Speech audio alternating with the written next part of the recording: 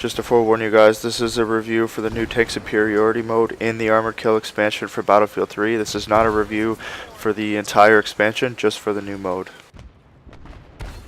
Good day, Dingleberries. Happy, oh shit, I just realized today's 9/11. So I guess not good day to you guys. This just got awkward. I decided I'm going to start doing a new series, doing some reviews for some games, some expansions.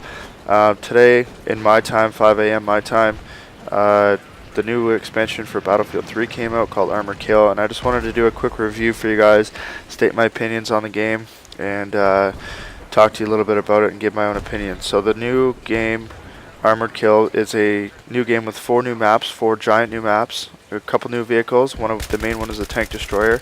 So the new map, there's actually a new mode too called Tank Superiority, and it basically promotes the use of tanks and engineers, and DICE's edition of basically capture the flag. Basically what you have to do is there's lots of tanks at each base. You meet in the middle, you're fighting for a little territory. I guess it'd be more King of the Hill, not capture the flag. And so yeah, so you have the new tank, the Tank Destroyer, which is a great tank. Seats 5 people, all of which have guns.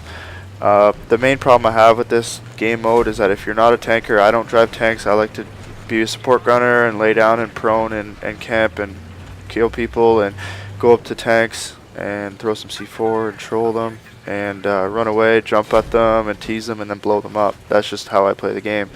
So if you're not a tanker, which I'm not really, and if you're not an engineer, which I hate being an engineer, I think it's boring, you're going to have your troubles in this game. I'm not going to say I excel at the game. I mean, I guess I'm not that bad.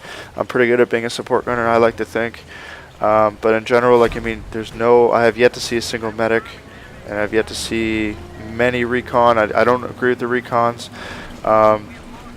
The problem I have with this game too is the lack of tanks, and there's no team play. The lack of tanks, you know, when you're on the PC version, you're talking 32 versus 32, and there might be 5 or 6 tanks at the beginning of a match. So when you get killed and you're sent back to the base, there's no tank for you to get in half the time, so you have to wait. So there's always 5 or 6 people camping at the base waiting for a new tank to show up, and that kind of creates a disadvantage for the team, because you got, you know, a good portion of your team, a fifth of your team, camping at the base and not doing anything. There is a lack of team play. There's no medics that I found. There's a lot of recon guys. They like to drop SOFLAMs, and I think that they should just drop a SOFLAM and then get themselves killed somehow. Like, try and play the game, get killed, come back as something else. A lot of people like to camp at the base, and I don't think that's a really good idea, because again, you're talking giant maps.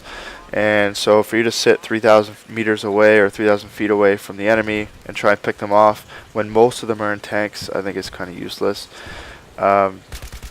The biggest issue I have with the game is the spawning. DICE puts you in a squad of 4 when you start the match.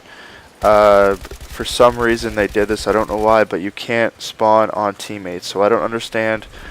Like, if you're in a squad and you get killed, you have to spawn at the base, and I don't understand why they put you in a squad if they're not going to allow you to spawn on your teammates and play in a squad. Like, that's like the whole point of that is.